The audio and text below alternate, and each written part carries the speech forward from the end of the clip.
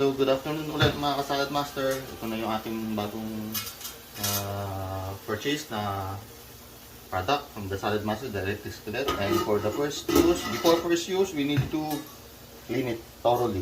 And what we need are vinegar, dishwashing liquid, sponge, warm water. Okay, let's go. Start. First, vinegar. As instructed, katulad sa mga previous nag-upload. Vinegar first. A little of it. Sponge.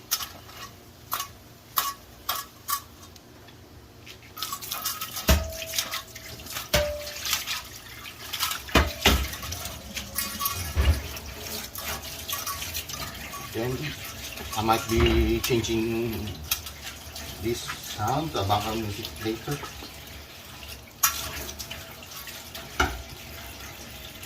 Next.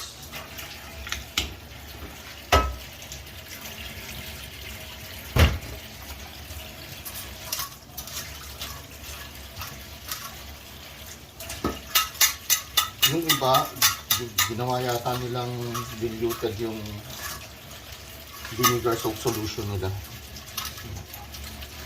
Anyway, first time naman yan. So, kung masira yung product, may warranty naman daw. You will see. Yan, sige yung sisira ito.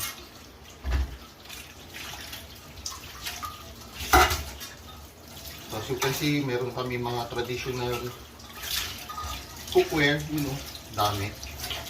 So, likely, na yung papalitan yan.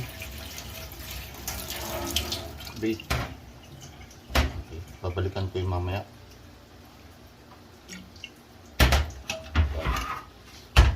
Sa mga nakita namin nag-demo, hinugasan din nila yung ano, pwede daw mabasa. Except lang daw yung, ang tawag na lang? Yun, basta yun. Yung saksakan. Basta yun. Ito lang naman yung importante mawash.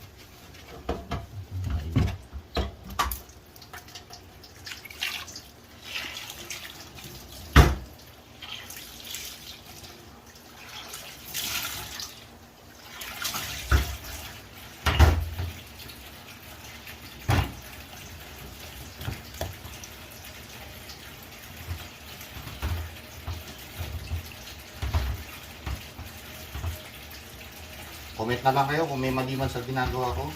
Anyways, sa akin naman itong product. Pero sana hindi po masira before ko magamit. And kung masira man, sana gagana yung warranty. Tita Maris, tama po ba? Hindi, what I mean, kung tama po ba yung ng paglinis ko. Next, second one. I'd rather do it twice ba? Kesa sa once. Then, repeat lang po yung process. Fast forward ko na lang po sa inyo later. Kung matapos na, I'll just wipe it with the clean dry cloth later. Alright, pause. Pause na. Okay, now to wipe it dry.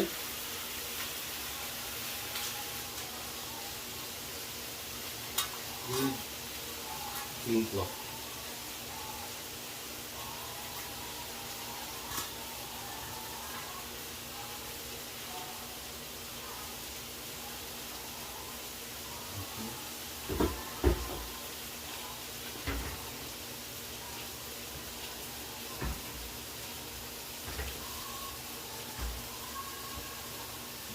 After this, it will be ready for use.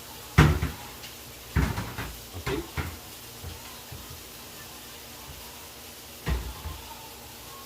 That's all. Thank you mga ka-Salad Master. Until my next vlog. See you. Bye.